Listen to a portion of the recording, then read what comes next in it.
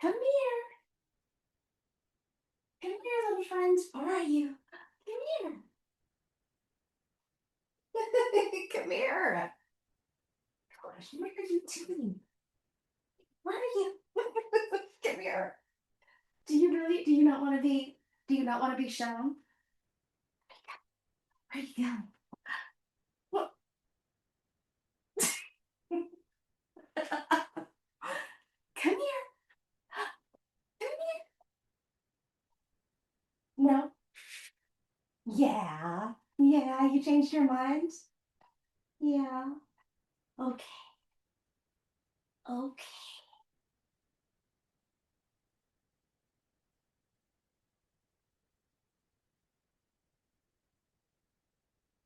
You guys.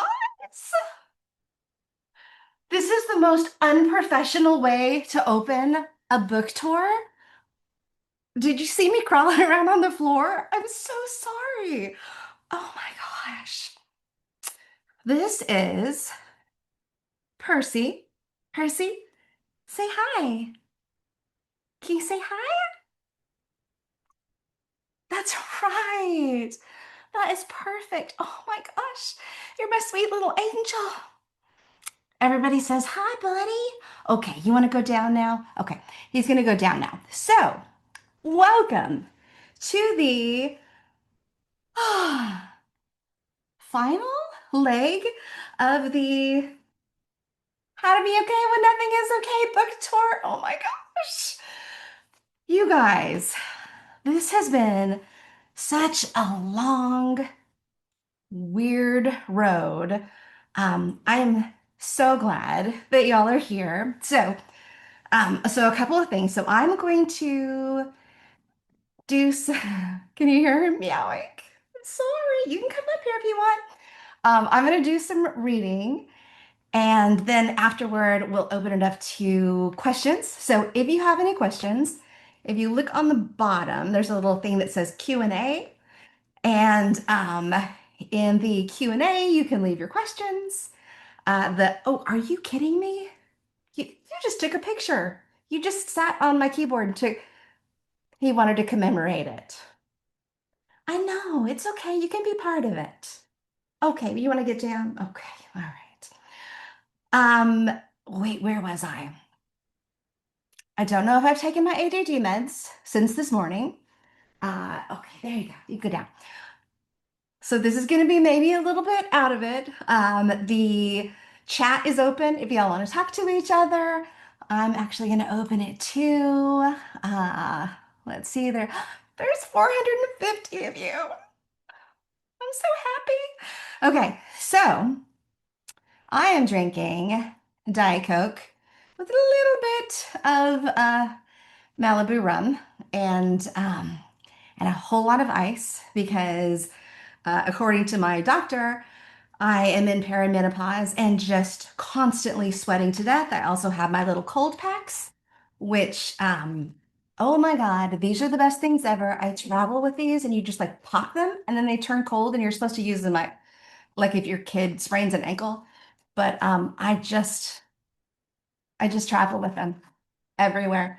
I pad my bra with them. They are fantastic. So, okay, I think the Q&A is open. A hand fan. I am a big fan of the hand fan. I have one in my purse currently. So, how to be okay when nothing is okay came about in a, look, do you see the kitten? Came about in a weird way.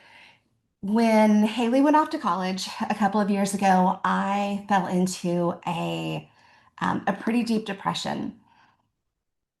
And I felt unmoored, which is, I think, probably really common when your kid goes away to college and you just kind of feel like, did I teach them everything that I was supposed to? And there's all this last minute, like, oh, I forgot to, tell them how to do this or that or all of these things. And so I thought I will take these. So I keep these, you know what, actually, I can see some of them right here. I keep these journals. These are just from the last couple of months because every time I'm like, this will fix me. This one definitely is going to be the one. It never is. But what I do is I'll take them and I will draw in them and I will write down little things to kind of remind me of lessons that I've learned. And in these, as a matter of fact, I think I used some of these even in the book. So I thought, okay, well, I'm going to take these things and I'm going to write and make a little book just for Haley of all the things that I forgot to tell them. And it was really helpful because it made me feel like I was a little less alone. And it ended up being so big. And as I was writing it, I would find these tools that I had, like you forget, you're like, oh, that was actually really helpful. And it turned out that writing this book helped me write this book because so much of what I wrote about was like how to, get over, imposter syndrome, how to conquer the blank page, which is always fucking terrifying. And I thought, this book, I wish this book existed for me when I was younger. And then I thought, maybe this book actually is a book.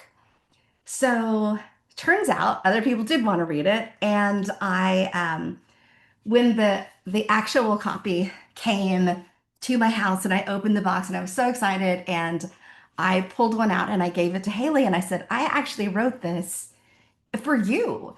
And it's in a real book form.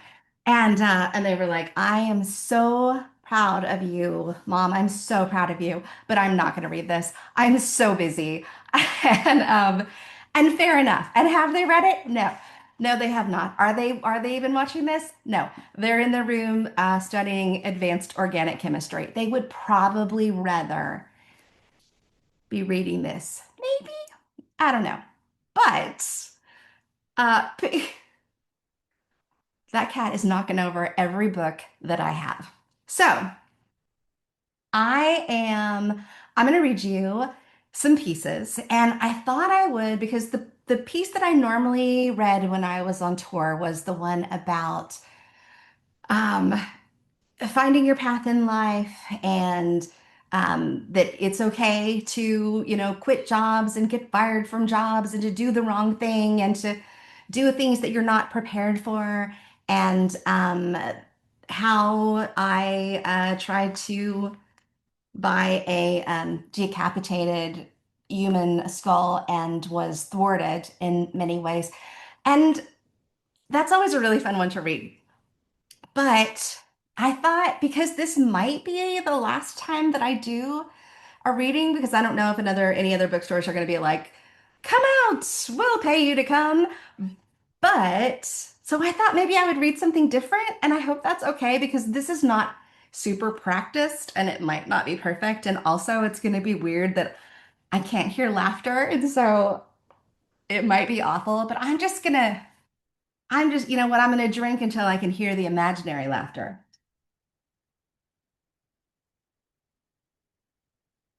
It's fine. Okay. So I'm going to read one, two, three, four, maybe five or so little sections.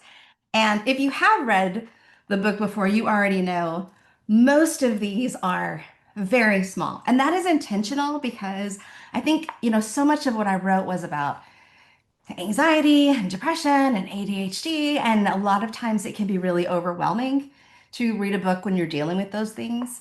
And so I tried to make them really bite-sized and also divide them up in a way that hopefully works really well for people and they can kind of jump in as they want. So you can read it in, within a few hours. If you want, you can read probably the whole thing, or if you want to jump around, sure.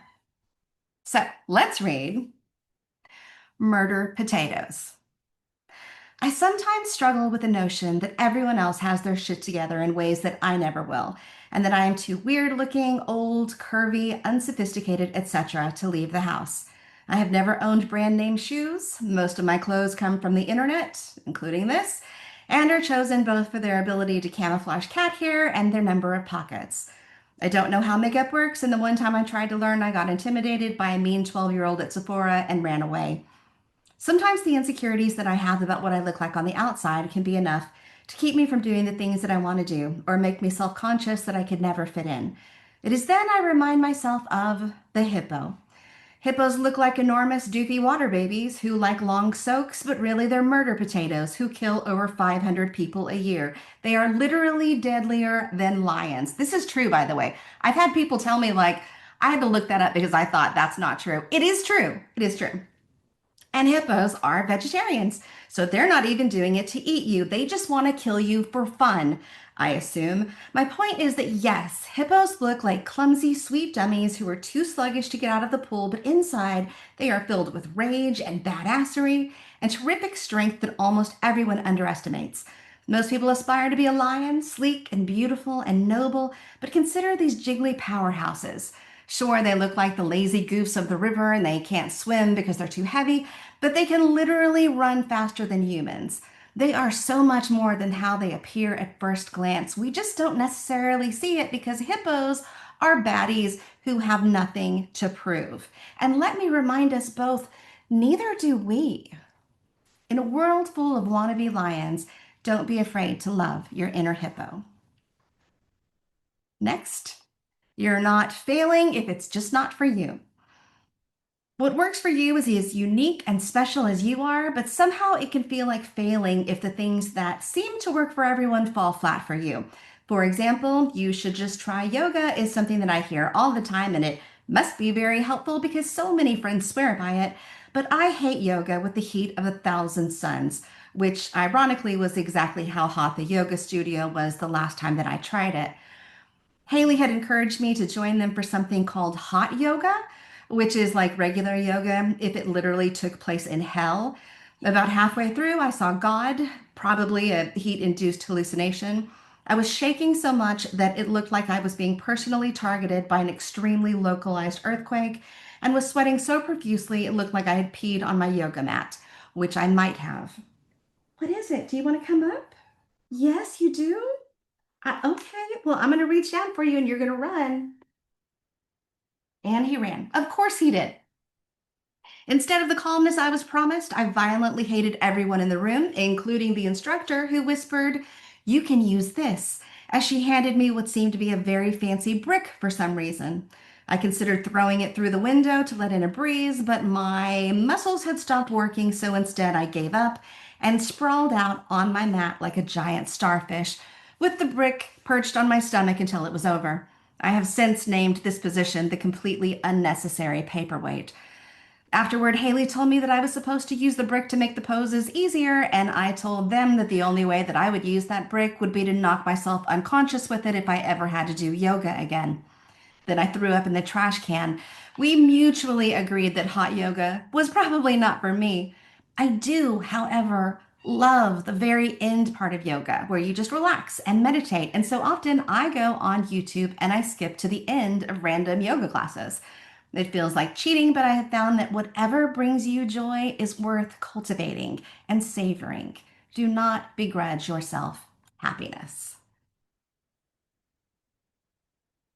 On confidence and cocaine.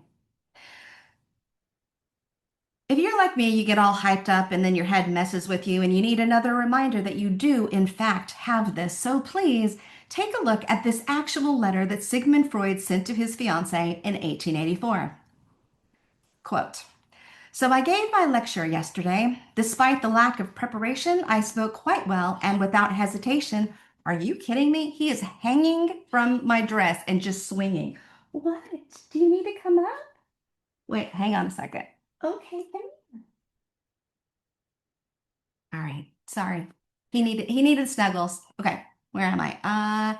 Despite the lack of preparation, I spoke quite well and without hesitation, which I ascribed to the cocaine I had taken beforehand. I told about my discoveries in brain anatomy, all very difficult things that the audience certainly did not understand, but all that matters is that they get the impression that I understand it.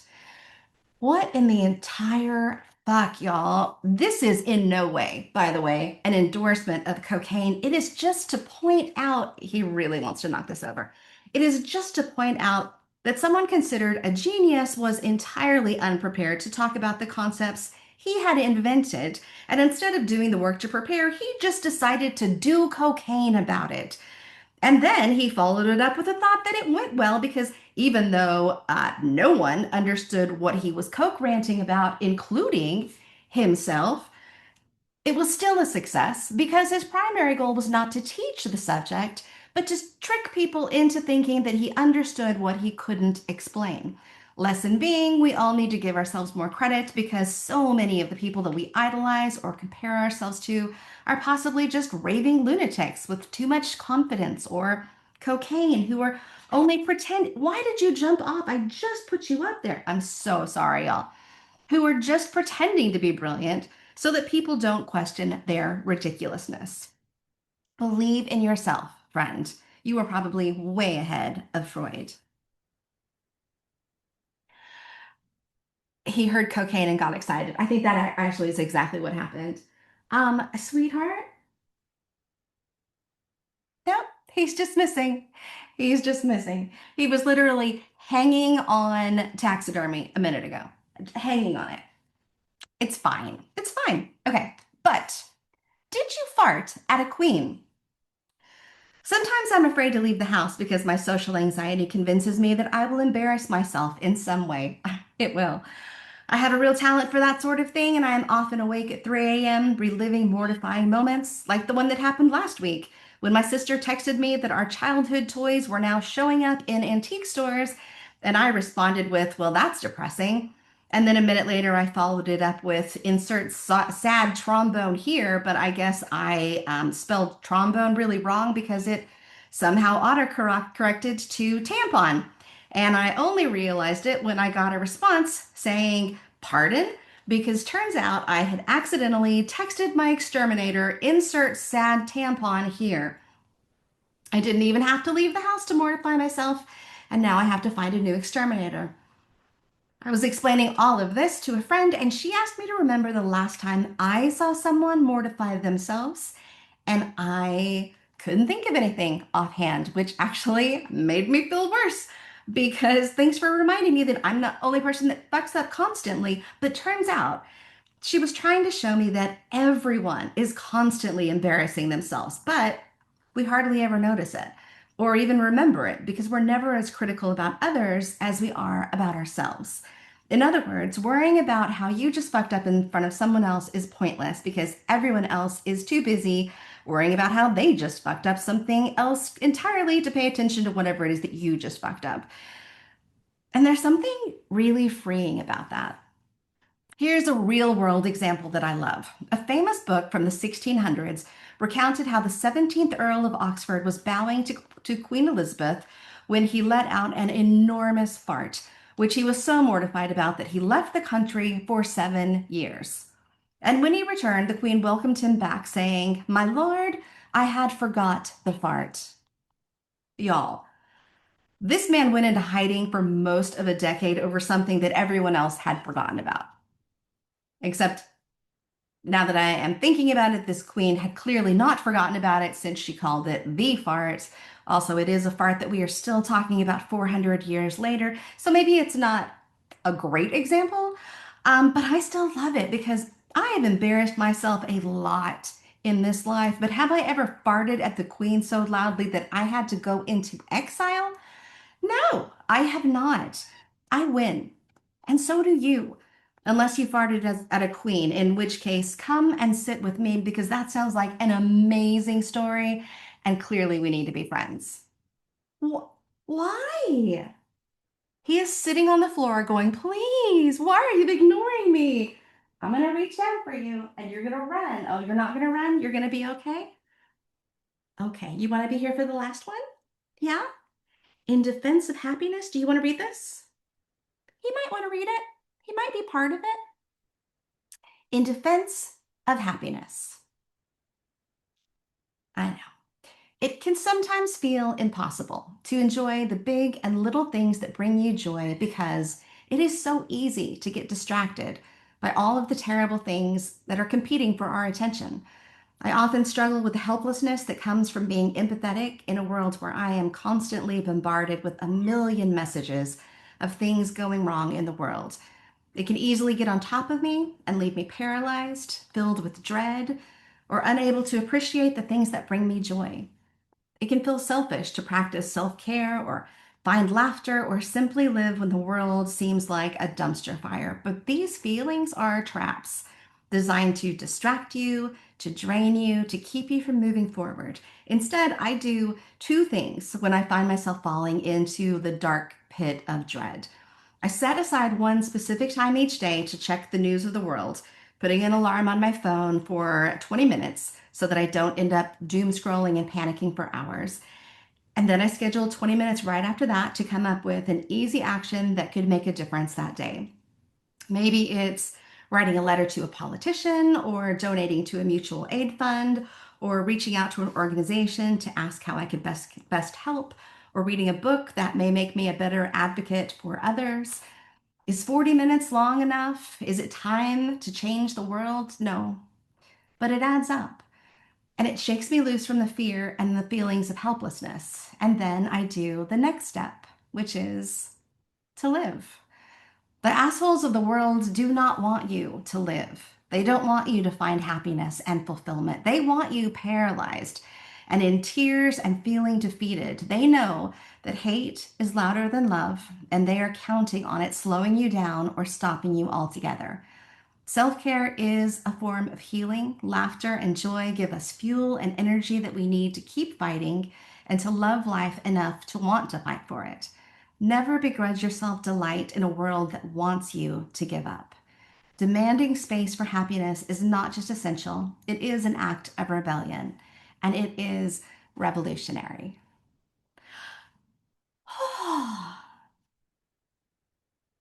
It. The scary part is over. Now I get to take a big drink.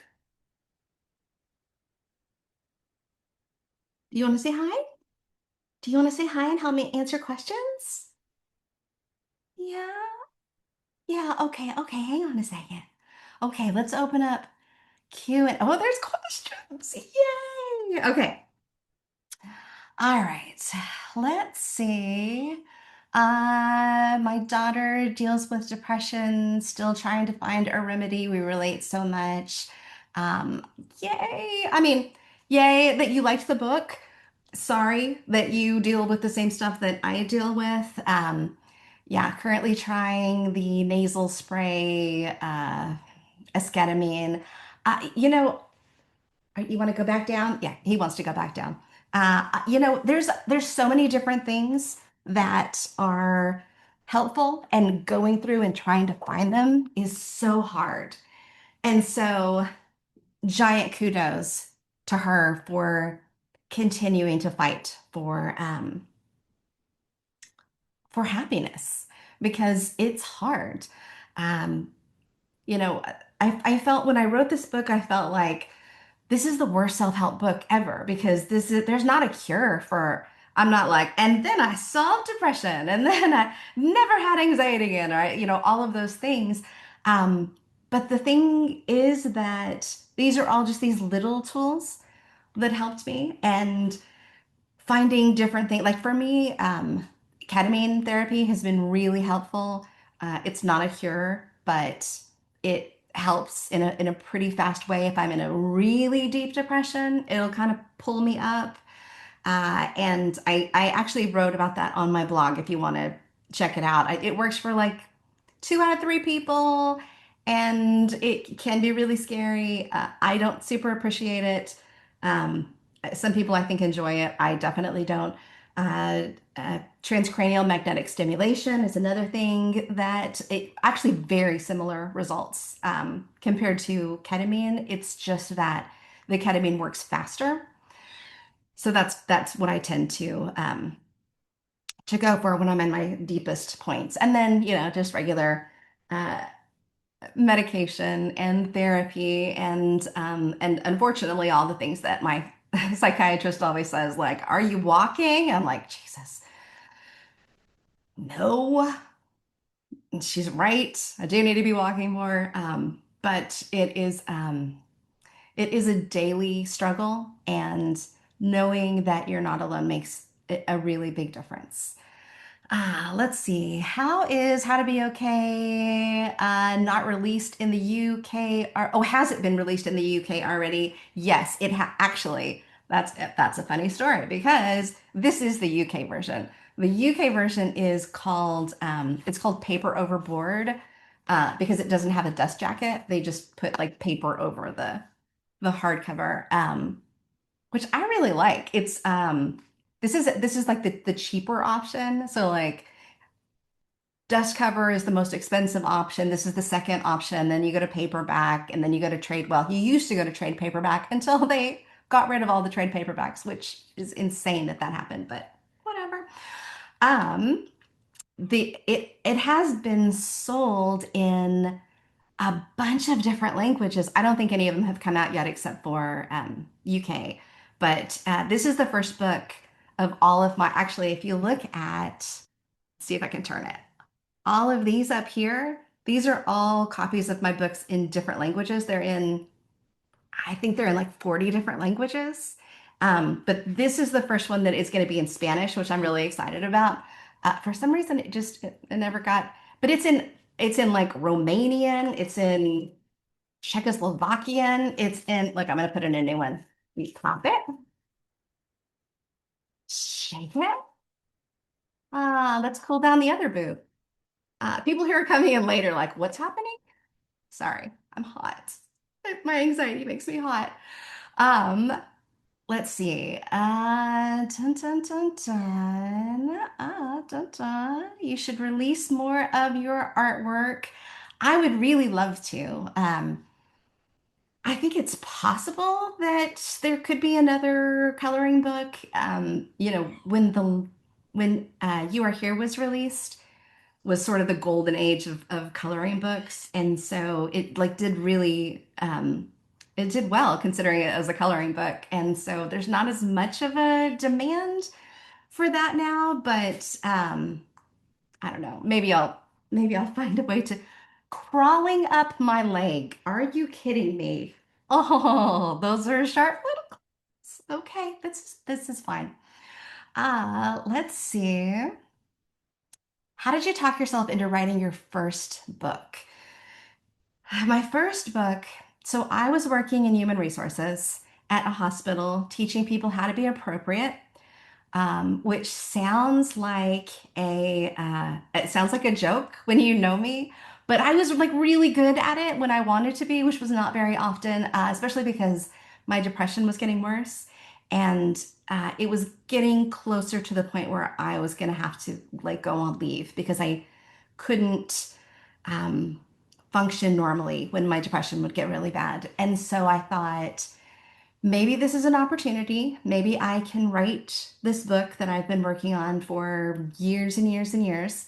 I had met an agent who is the same agent I still have, Neither Madon, and I don't know if I don't think I've ever written about this story, but I went to, it was Blog Her, I don't know, decades ago. And I went to, it was in New York, and she's like this New York agent, and she was speaking about like, here's how you pitch a book, and here's how you write a proposal, and here's how you, and I was like, these are way too many rules. There's no way I'm going to do this. And so I gave up and I went to the bar and I started drinking.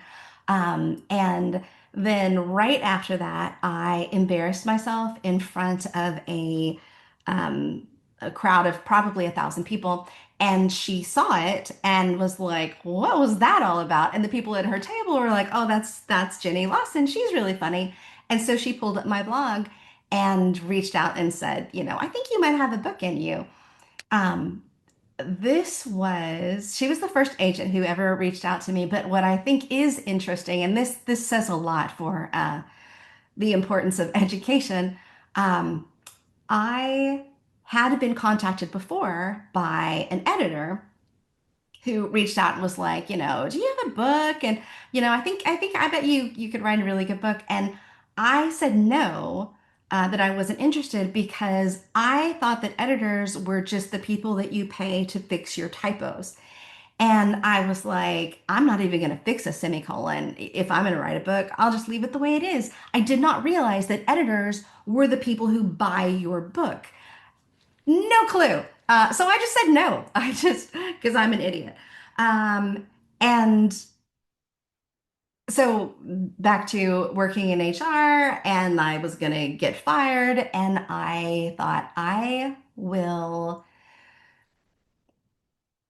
going to give myself a year. We saved up, and I gave myself 1 year to finish the book, which I did. It technically took 12 years to write, but it was 1 year to finish it. And I just said, if I can make a living doing this, then I'll do it. And if not, I will just have to figure out if disability is the right option or what I'm going to do. And oh wait, somebody said they lost sound. Can you still hear me? Oh, okay. Other people can. Okay, good. So that was the helpful thing for me was having that year. I feel very, very lucky that I had it. But I would say the most important thing is to trust in your voice. There are so many people who have great stories out there, and I want to read all of them. There are amazing, amazing writers out there who are afraid to put their work out there. So the thing that I would recommend is um, listen to your voice. I think a lot of times we have a tendency to take the weird stuff and we're like, well, I'll just take that out because this is going to be the thing that makes people scared, or this is going to be the thing. But it's not true. The truth is that those weird things, those make you unique. Those make you special. And those are the things that invite people in. When I wrote, I think it was Furiously Happy. Um, in Let's Pretend, I had written about dealing with depression, and that was during a time that not a lot of people were talking about it.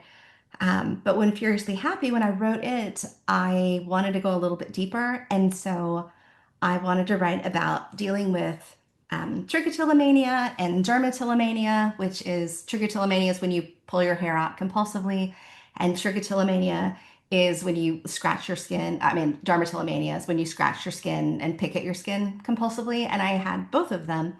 I still do, but I was having like a really, really hard time at one point. It was bad. And when I wrote about it, I thought this is going to be the moment when people say, "Oh, you've gone too far." Like I thought you were just normal crazy, but like you're hurting yourself. You're like this is ew, gross. And what I found is that the people who had never heard of it before, were like, oh, okay, all right, weird, but okay. But more likely, I had people who would come up and say, I've never met anybody else who dealt with this before. And I had people who would say, I didn't know this was a thing. Like, I do it, and I had such shame about it. And I read it and was like, oh, this is a thing that other people deal with. I can ask a doctor about how can I deal with this? What are the tools to deal with this? And it's so, it's so, it's sad to know that there are so many people that deal with the same thing, but it is also so empowering and wonderful when people reach out and say, me too. You're not alone. And then you realize like none of us are alone. The thing that you think is like the weirdest thing, there's other people who are dealing with the same thing. And that's what kind of brings us all together. It also, I think, gives people an encouragement to talk about their own issues. Because if you start talking about, let me in, here's some of my darkest secrets, it's like it opens up the door for them to say, well, here's this thing that I never talked about. My mom has this too, where I think it's just the faces that we have, where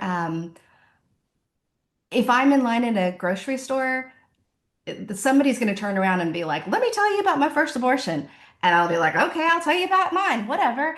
Um, But when you get straight into the deep, I find that so, first of all, fascinating. Secondly, wonderful. I hate small talk so much. I find it so draining. But if you immediately come in and you're like, who's your favorite serial killer? I'm like, we're going to be friends. We're going to be friends. If you're like, show me the weirdest thing that you have in your house, absolutely. Best friends. Um, so yeah, sorry. Sorry, I got distracted. I don't even remember what the question was. Yeah. I've lost my mind completely. Let's see. Which one of your cats passed? Actually, two of them did. Hunter and Ferris. They both were very old, and it was very, very sad. Then that actually is the reason why Percy is here to fill that cat-shaped hole. And I really thought at the time I was like, I'm not prepared. And I felt almost like it was unfair that I was replacing Ferris and Hunter, but it turns out it's not that at all. Percy is 100% different and brings a completely different joy into my life. And so if you are currently going, oh, it hurt too much, and I get it, I literally cried my eyes swollen at one point. Um, but it is such a great gift that you can give to yourself. And it is kitten season, by the way. There's so many kittens. As a matter of fact, if you need a kitten, there you can reach out to nowhere because there is one. You know what? Don't reach out to nowhere. We're gonna have 700 people reach out to nowhere. Don't reach out to nowhere. But if you live in San Antonio and you are looking for a tiny gray kitten, maybe drop me a DM and I can put you in the right place because there's fucking every. And yes, there is kitten season. I guess the cats like to fuck at a certain time. I don't know. I don't understand it. Let's see. What are the other questions? Let's see. Show us something weird in your house. Y'all, I could not even start. Um, my entire, okay, well, first of all, it's just filled with what are these like mannequin heads? Anytime I see a mannequin head, I'm like, well, that's gonna come home with me. This right here is a wait, what is this one over here is wait, you know what? I'll just show you. I'll just show you. First of all, there's a lot going on right there, just to begin with. And let's see, what do I have? What do I have just right okay. This is getting warm. What do I have right? It's right within reaching distance. I have oh, this is nice. This is it's kind of hard to tell. So it's like a death scene of this inchworm, and they're going to look, she's a little she's in mourning. She's wearing her little it's ridiculous. Sorry, it's hard to see. Let's see. I have I just got this. This is a book from Bohemia, where my family is from the 1400s to 1700s. I'm not really sure. And it's written in Bohemian. And I just got this because I'm trying to get back a Bible that was stolen by my great great grandmother uh, who baked it into a loaf of bread because I guess that's what they did. And so I'm trying to get a museum that stole the thief to like, look, I'll trade you. And just, just a lot of weird. Oh, this is one of my favorite dolls. I got her in Japan, and look, she's got little vampire teeth. That's totally normal, right? That's fine. That's fine. I literally could just go all day long showing you just the weird stuff that I have, and the entire back wall is just filled with haunted dolls. And yeah, this is fine. Sorry. You guys are probably saying, get back here. What are you doing? I got so distracted. Let's see. Dun dun dun. Okay. How did you manage to be up on stage despite the fears that come with in-person book tours? So, a couple of things. One is my doctor gave me, they're called beta blockers, which are performance drugs. And it's basically just, it slows your heart down a little bit, which sounds really dangerous. But if you have anxiety, a lot of times because your heartbeat is going really fast because you're nervous, that brings on an anxiety attack. But if you take a beta blocker, it can kind of lower it a little bit, and then I don't know, it's just helpful. That was one of them. The other thing is I have little lucky things that I always have with me. So like these are my lucky earrings that whenever I'm nervous, um, you will see them almost always if I'm doing something scary. These are like the only earrings that I own. They're super old from the 60s and they're just like little plastic beads and I love them. Um, I also will remind myself that if I look out into the audience, they're going to be the kindest people who exist, and that the greatest thing is I know if I start to panic, which has happened before, I have had panic attacks on the stage, uh, that people will understand and that I can go hide behind the podium and they'll be like, that's fine, we'll talk amongst ourselves. And they'll like throw a Klonopin up on the stage. And there's something so wonderful about that.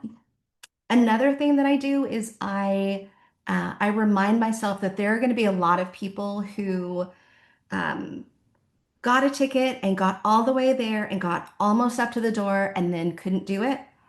And and I remind myself that there are going to be people who wanted to give up at the last minute and got scared, but who pushed through. And I am, first of all, I'm so proud for everybody who does go through, but I also, I think it's really important to recognize that it doesn't make you less of a person if you can't do it. It can be really scary. We recently had I mean, not recently, it was maybe a year ago, we had David Sedaris came to Nowhere, which is great and was so nice. And, Nowhere's like a small sort of store. So, you know, we sold out, but like we can only fit like, 50 to 100 people there. And so it was small, but it was nice. And I was so intimidated. And I thought I will go up there and I'll introduce myself and I'm gonna present him and I'm going to and here's what happened is I almost got up to it and I was like fuck this and I just ran away and I wrote a little note to him and I threw it at him. He didn't know who I was. I just threw it at him and it just said like I'm sorry, there's something wrong with me. And so I never met him. I know he literally came to the store that I own and I didn't meet him. Um, and I felt really bad about it. I felt like, oh, this sucks. But you know what? That's okay. That's okay. It's all right to sometimes miss out on things. Christopher Moore came once, and I love Christopher Moore. And I was going to be in conversation with him. And as I was driving there, I had a panic attack. And I was like, I'm going to shit myself. And so I just pulled into a gas station. I was like, I'm not coming. I'm not coming. I'm sorry. I'm sorry. Uh, and in some ways, that was really lovely because I mean not the, anxiety diarrhea, but it was lovely that the thing that I was so scared of that, what if I can't make it? What if this, what if that? Um, it was okay. Everybody was like, "Yeah, no worries. We'll figure it out. It's okay." Because it always is okay. It really is. People love you. People want to give you the benefit of the doubt. They want to help you. And if you go out and say, like, oh, I'm actually really struggling with this or that, it gives them permission to say, oh, I struggle with this other thing.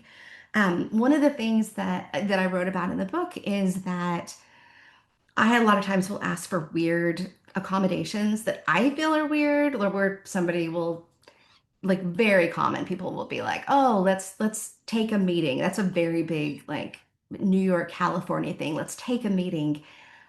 which is just like everybody gets on a phone call, and I don't want to do that. And so I told my agent, I was like, can I not take meetings with people? She was like, yeah, absolutely. You absolutely can say I don't want to do this. And everybody was, they were fine with it. They were just like, oh, okay, sure, no problem.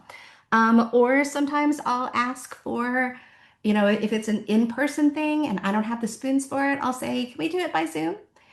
And people are okay with that. They want to help you. And that thing that you're so scared of saying like, "Oh, I'm not normal. I don't do things in the same way." Other people are like, "Oh yeah, my kid has that same anxiety." Or, "Oh yeah, I know somebody who has that." Or, "Oh, I'm actually so glad that you mentioned that because I'd rather do a Zoom meeting too, so I don't have to drive downtown." Awesome.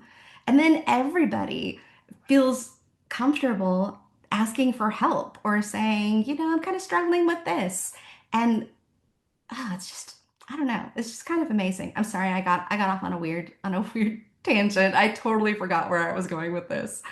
Let's see. Dun dun dun. What would be your top tip to an aspiring writer? I would say follow your own voice. It's definitely a top one. I would also say one that's really helpful for me. I know you're meowing. One that's really helpful for me is uh, I have a tendency to, when I would write, I would think in my head, like, is anybody going to like this? Or this is all, it needs commas. These are run-on sentences. I have like 32 footnotes. Nobody wants to read this. Um, and so what I thought is instead of thinking of the audience that I'm writing for, instead I thought, and I've done this every single book that I've ever written, I write it for one person. And it's typically either I'm writing it for Haley or I'm writing it for an imaginary grandkid that I may or may not have because I think about like if my great grandparents had written a diary or a book, oh my gosh, I would go through every single line and just think, this is the most amazing thing ever. And so if I'm writing for somebody in the future who might one day say, I wish I knew more about my mom or my grandmother or whatever, I'm more likely to be comfortable with sharing those things. And also, if you're just thinking of that one person, it can be really, really helpful. Would you ever consider writing fiction? uh, I think that question might actually be coming from an editor that is waiting for a fiction book from me. So I sold a young adult fiction book that I have written, and it's sort of like a supernatural young adult. Because I had it in my head and I was like, I've got to get this done. And so I wrote it and I was like, oh, yeah, this is it. And then I sent it and it sold. And the editor said, we love this. We love this. But like everything that you've written, because I had really written out the first like 4 or 5 chapters, and then the rest of it was kind of like, and then this is what's going to happen. But those 4 or 5 chapters were very, very, I had spent half a year writing them. And she was like, this is really well written, but I kind of think you don't need any of that. And this is good for you to know the background of the stuff, but we should start with the page after this. And I was like, oh, holy shit, I've wasted a year. And then I got really panicked and I ran away. And that was many years ago, and I have not turned it in yet, but I swear to God, I'm going to turn it in. And if you are that editor, I promise you it is coming. I am working on it. Um, might not be an immediate one, but it's definitely going to happen. Uh, let's see. I do also have somebody asked what I'm working on right now. A couple of things. So I have that YA book, which is on my desk, and I keep moving it around and going, I need to get back to that. The other thing is this is ridiculous, but so So I have this Substack where I just do art, and people are so nice about it. But the art that I like to do, a lot of it is really dark and weird. And I thought it reminded me of Gorey. What's his name? Edward Gorey. Uh, Somewhere up here, I have all of his books, and I loved his books when I was growing up because he would write these like really dark, weird books for kids, but they're not really for kids. They're like, I mean, they could be. I read them when I was kids, but they're just really dark. And I thought, I want to write one of those. And so I actually, wait, hang on a second. Hold on, I'll show you. Hold on.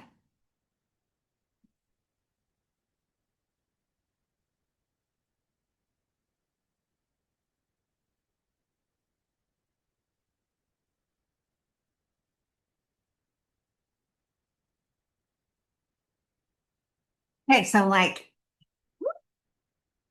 sorry. So like this is like an Edward Gorey book. Um, so I have a book that I have to skip over this so that you can't see that because that's got writing on it. But it's basically, it's also a dark kids book. And it's like a haunted house sort of. And some of it I've shared on Substack because I was working on them, and some of them I haven't yet. But yeah, it's unsettling and I have issues, but yeah, I really like it. So anyway, that might be something that might happen. And if it does happen, it will probably, I don't know, it might just be self-published because I don't know. I like it. I don't know if other people do. I know it's very, you would read it, wouldn't you? He'd read it. He totally would. Let's see. I know. Let's see. What's your other questions? Let's see. When your editor sends back the draft, how do you keep your voice in the writing? Oh, that's such a good question. So, I think one of the most important things is to find an editor who already likes your voice, who wants to save it, and doesn't look at you like a problem to be fixed, but instead looks at you like, I want to hone this. I want to make it great. And it's really hard when you have an editor because you're sending them your baby and they're like, oh my gosh, I love your baby. But you know what? Let's cut the arms and the legs off. And now it's more aerodynamic. And you're like, oh, my baby, what did you do? So here is the thing that I have learned is that I'm really upfront with my whatever editor that I work with, and I just tell them like, here's what works best for me. I get really anxious when I turn in my final work, so if you can tell me I don't hate you, like literally just every once in a while send me a thing that says I don't hate you. That would be really helpful. I the sandwich method of the like good, bad, good, not necessary, but if you can just continue to just say like, we don't think of you as a mistake, that can be helpful. And that feels like a weird thing to ask someone, but if you're upfront about it, it makes such a big difference. The other thing is I have learned a lot about the art of editing. So when my first book came out, my so your agent is typically the first person who reads your book, right? And they kind of look through and go, okay, fix this, fix this. I mean, it took like almost a year just to write the proposal for Let's Pretend This Never Happened, because if you're writing a nonfiction book, you need to have a very long proposal compared to fiction. You can do, 5, 10 pages if you have a really good sort of pitch. But with nonfiction, if you're an unproven entity, mine was about 70 pages, I think. And so you're working a lot with your agent. And she's fantastic. And she was like, I really love this and I love this. This one, not as much. Maybe we can cut this. And most of the time I was like, okay, I agree with you. But there was one that I was like, no, no, no, not that one. That's the one. That's the best one. And then my agent read the thing, said the exact same thing. She was like, these are all really good. I'm not sure this one fits. I think we could cut it." And I was like, "No, we can't cut it. That's the best chapter." And it was the chapter was called "Draw Me a Fucking Dog." And if you're all going, "Huh? I don't remember that." That's because no one fucking remembers it because it wasn't great. It wasn't. But in my mind, I was like, "No, no, no. I worked so hard on that. I can't let go of it." And what I learned is that kill your darlings, listen to other people. The other thing, though, that I learned is that if you feel very strong about something, don't be afraid to fight for it because there also was in one of my other books, I did a chapter that was all about terrible things that happened to me in human resources. And I was like, this is so funny. I think, as a matter of fact, I think that could be its own book. It's just the stuff that happened to me in human resources. And my agent and my editor were of two minds of it, and I can't remember which was which, but one of them was like, "No, no, no, you should cut that," and the other one was like, "No, it's okay, you don't have to cut it." And it ended up being that's one of the chapters that people love more than anything else. So you do have to kind of take it with like a little grain of salt, but also get other advice. The other thing that I do, and I talk about this in the book, is I do a lot of, I have beta readers, and my beta readers are my friends who have been friends with me forever. And what I do is I will read out loud the chapters to them and we will I'll either call them and I'll get on a Zoom, or if they live here we'll go to Willie's and get a margarita and I'll be like, "Just sit there, I'm gonna read this to you," and I'll listen to hear um which one, what things are hitting, what things aren't, where should there be space for laughter, where is it like too heavy? And so often people they'll drift off if I'm like, "Okay, maybe I need to make this tighter," or they'll have questions and I'll be, "Oh, okay, all right, let me answer this," or maybe I've explained too much something that people are like, "Yeah, yeah, yeah, we got it," and move on. um, I think that's really, really helpful. Let's see. Dun, dun, dun. How long were you blogging until you were published? Oh gosh, a really long time. I started blogging in maybe 2006, and my first book came out I want to say 2012. I think I might be the only person who was still blogging. And I remember like a decade ago when people were like, "Blogging is dead." And you know what? They're probably not wrong. But I still love it. I don't blog as much. I probably blog once a week. Whereas before I would blog like 3 or 4 times a week. But what I have found is that like I have my Substack for my art, and I have threads for when I want to talk to people, and I have Instagram for my photos, and I have, books that I'm writing, and I have all of these different things. And so I think a lot of people are like, "Oh, she doesn't exist anymore because I only blog once a week," but um, I'm everywhere. I just basically have like gone back a little bit and been like, "Oh, okay, well, a little bit of this and a little bit of that, and let's try something new." Let's see. Do you have Rory from Furiously Happy? Can we see him? Baby, my sweet baby. And the cat was a minute ago chewing on him, so that's great. Let's see. Have you ever tried internal family systems therapy? I don't know what that is, but I am going to write that down right now. Um, Internal family system therapy. Oh, I will check it out. That sounds awesome. Let's see, but I am a giant fan of therapy in general. I'm a big, big fan. Let's see. Do you have book recommendations for aspiring authors? There's so many great books out there. Stephen King, Ray Bradbury, Mary Carr, somebody or another, Maya Angelou. Oh gosh, there's so many really good books on the writing process. And I think one of the most important is just to find somebody who speaks to you. Um, and also for me, one of the things that's the most helpful for me as a writer is not necessarily reading the books about like, here's how you become a better writer, because I think those are great, but so often I'll read them and like they'll say, oh, well, it has to be your job and you have to write from 8 to 5, and I can't do that. So I read something like that and I'm like, well, I guess I'm not a real writer, but I am. I just write in a different way.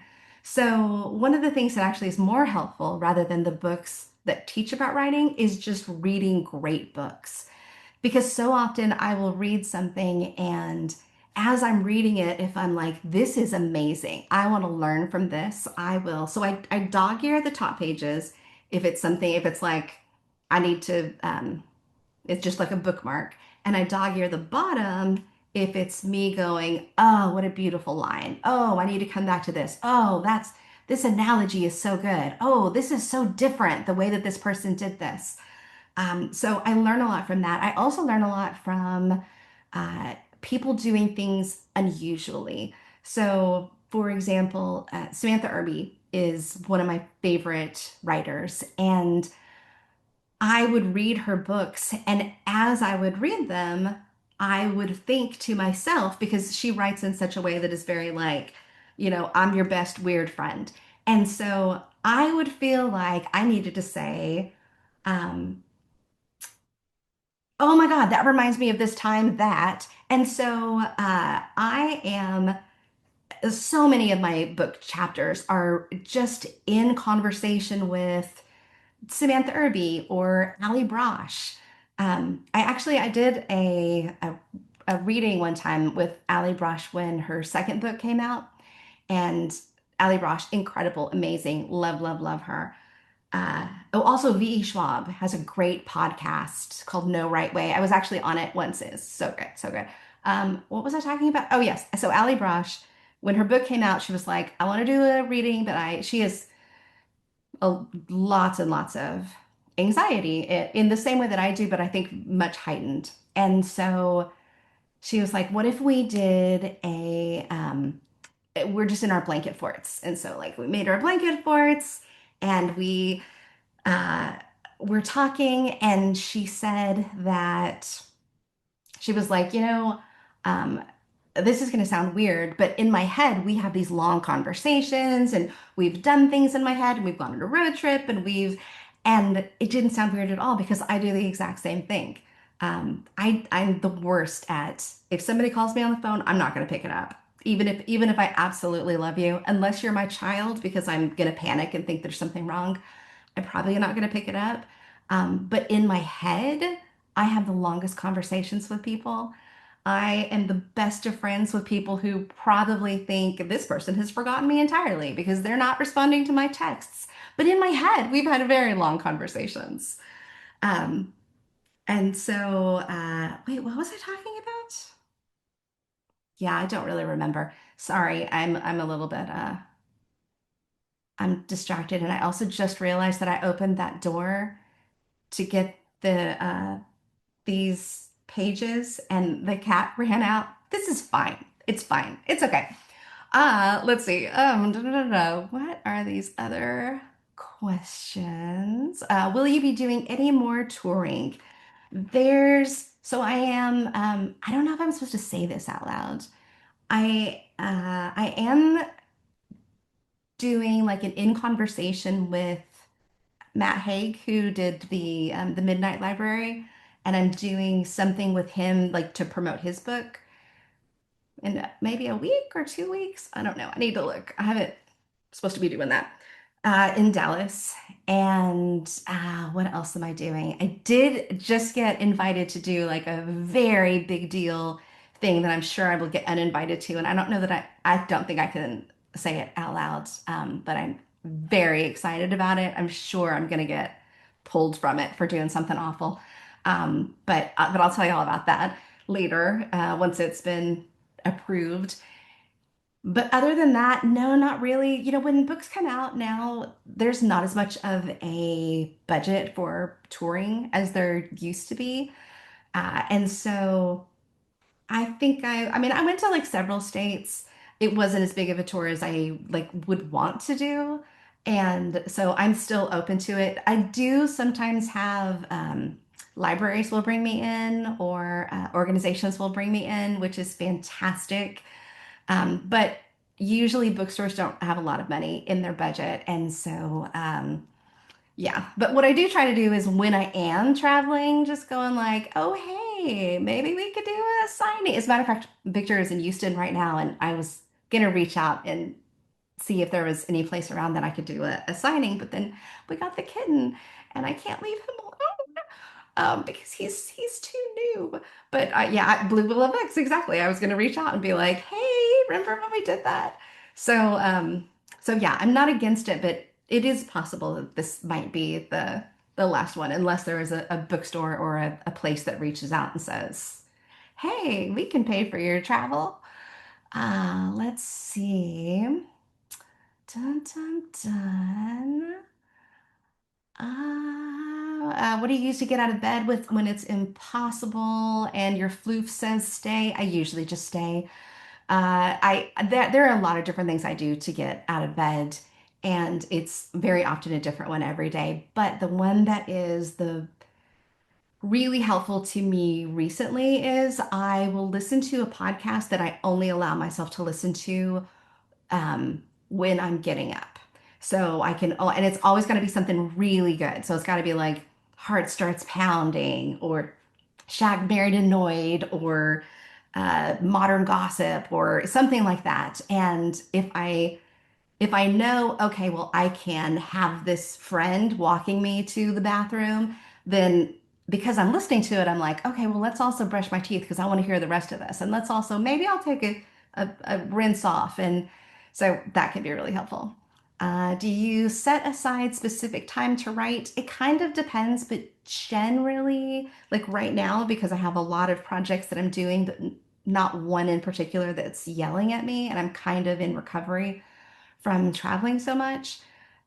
Very often in my head, I'm writing constantly. And I have notes on my phone that are just, I'm always adding to. But until I get to the point where I figure out, oh, this is how it needs to look, I tend to just leave it in my head. And then once it hits and I'm like, oh, I know how to write it. I know how to write it. I will run into my office and I have this very specific sort of demeanor and Victor and Haley both know, like, do not talk to me because I have got to get this out because as soon as it stops, it's gone. Um, that's not the way you're supposed to work. It is the way that I work. Uh, l oh yeah. Oh no, I totally get it. All right. You know when you read a question that had something to do with like a joke that was like 30 minutes ago, and you're like, wait, what happened? And then you remember, and you're like, no, no, no, I'm still part of this conversation. I got it. Okay. Let's see. Oh, when you are sharing on social media or your blog that you're feeling down, is there any response from me or us that would give you a bit of joy? That is such a nice question. I think every single person is different, but for me, the most helpful thing is to just have people say, like, you're not alone, you're going to get through this. I also absolutely love it when people share with me cat pictures and dog pictures or funny jokes or memes or things like that. I think it's so, so helpful. Uh, let's see. Laughter helps. Absolutely. Oh, that's so nice. Dun, dun, dun, dun. Write your book. Absolutely. Looking through these. You guys are awesome. Ordering from your bookstore tonight. You guys are the best. Oh, I will say if you do order from Nowhere, you also get we always have been send we've been like stuffing in like sweet little things. And I think we're out of we were giving out little stickers, which are fantastic. Get your tits out. I think we might be out of those, but we do still have the magnets and the bookmarks that we're still sticking in there. And I always sign it before we ship it out. And usually I will also draw a cat in it or a chicken. And I think there's probably a lot of people who are getting it for the first time, especially a lot of people have been giving it to like college graduates or high school students or, their kids as they're becoming adults. And I always think like if they haven't read my other books, so they're like, why are you drawing a metal chicken in this book? And yeah, mhm. Let's see. I need to go to nowhere to pick it. Yes, you do. I love this stick. Yeah. Baby goats in pajamas. Absolutely. Amen. Is there an audiobook? There is. I read it. It took me 2.5 days and it was really hard, but it was really fun. Let's see. Dun, dun, dun. What do you do when you're having a depressive episode that is less I'm sad and more I'm just blah? My depression looks like that more than anything. And I think that can be confusing for people. My depression doesn't often look like I'm crying or I'm sad. My depression looks and feels almost exactly like I have the flu. In fact, usually I will spend a day on the couch thinking I'm really sick. And if I don't get better or it doesn't progress to like coughing or whatever, then I'm like, oh, I see, this is depression. It's a numbness and a complete exhaustion. And so I usually just say that. I usually just say, I'm not myself right now. And I know would you like to come up? Yeah, you're okay. And I'm very lucky that even though Victor does not understand it, he tries to understand it. And there's stuff that he goes through that I'm like, okay, well, I don't relate to that at all, but I'm here for it. And so having someone who you can talk to, highly, highly recommend it. It doesn't necessarily have to be your spouse, though. It doesn't even have to be somebody that you're related to. Sometimes the best person that you can talk to is somebody who is removed, somebody who is just a friend. Um, let's see, I'm writing a horror short story collection. I want to read it. Y'all, I get so many people send me arcs all the time, and they're always like really funny because I write funny. But horror is my genre. That is what I absolutely love. I have two book clubs. One is Fantastic Strangelings, where we read strange books. But then my other one is horror. Oh, I love horror. Oh, I just realized it's 7:15. So, um, is Victor in the audience? I don't know. He may be in his hotel room watching this. I don't know. That is a really good question. Uh, I could go on all night long, but I know Vicky has a wife and a kid who are probably like, hello, we would like you to come home. So I am going to read one more section and then let's see. Can I find it? Oh no, did I lose it? Oh, there it is. Okay. So, oh, is the Happy Endings Book Club still a thing? It absolutely is. They even meet in real life. At the bookstore, and it is a beloved book club. Vicky's part of it, and I'm not a romance person per se, unless the romance is also happening with zombies, in which case I'm 100% in. But if you like romance and I would say light smut, yeah, maybe. Yeah, I know. Hold on, I just want to read this last part, okay? Highly recommend it. There's also one that's for kids, which is what is it? I always want to say the little bitty titty book, but it's not. It's the itty bitty book. I don't know. I should know this. Sorry. But it's picture books for kids. We have that one as well, which is court. I don't know. If you look on the Nowhere website, it'll show you all of our book clubs because they are fun. Let's see. So I'm going to read you one last part. Oh, I'm sorry. I'm sorry. Someone is crawling up my leg with you want to be part of this? Okay. Okay, you can be part of it and then we'll go snuggle, okay? Okay. All right. When you are lost. I'm writing this from the dark side. I'm currently in a depression so deep that my brain is telling me I'm not worth fighting for, that I will never be worthwhile, that I am a fraud for writing these inspirational things that help me succeed when I still have weeks where I cling to the couch or struggle to live. Maybe you're here too. Maybe you're hearing all of the lies that depression tells so cunningly. If there is anything that you get from this book, I hope it is this: depression lies. You are worthwhile. You are important. You make beautiful ripples in the world that you may never see, but you make the world better just for being in it. And you will get through this. You're a goddamn fighter. You are still alive, and I'm so proud of you. Tear this page out. Keep it with you. Keep breathing. Reach out for help. You are not alone. I'm right here with you. And I am. And a lot of us are. You are not alone. And if today you were listening to those lies, and they are lies, let me remind you that you will come out of this and you will breathe again and you will see that it is going to be okay. Maybe not easy, but it's going to be okay. And you're doing great. So much better than you think. So much better. You have no idea. I wish you could see from the outside. And thank you so much for this because this was so much fun and so lovely. And honestly, the perfect way to cap this off. Um, and do you want to should we get a picture together? Because, usually at the end of the book tour, I like sign the books and people will be like, oh, I want to get a picture with you. So here's what I'm going to do is like turn the laptop around so that your face is there and oh, you want to be part of it? I'm sorry. Percy wants to be part of it. Yeah.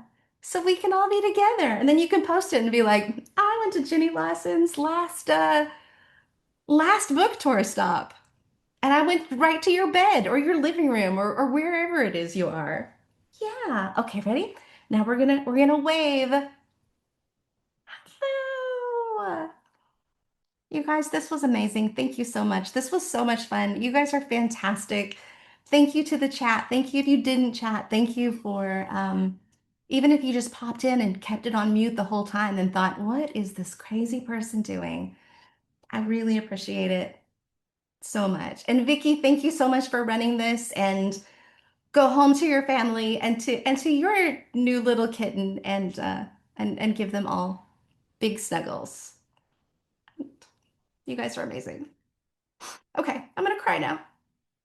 Ugh.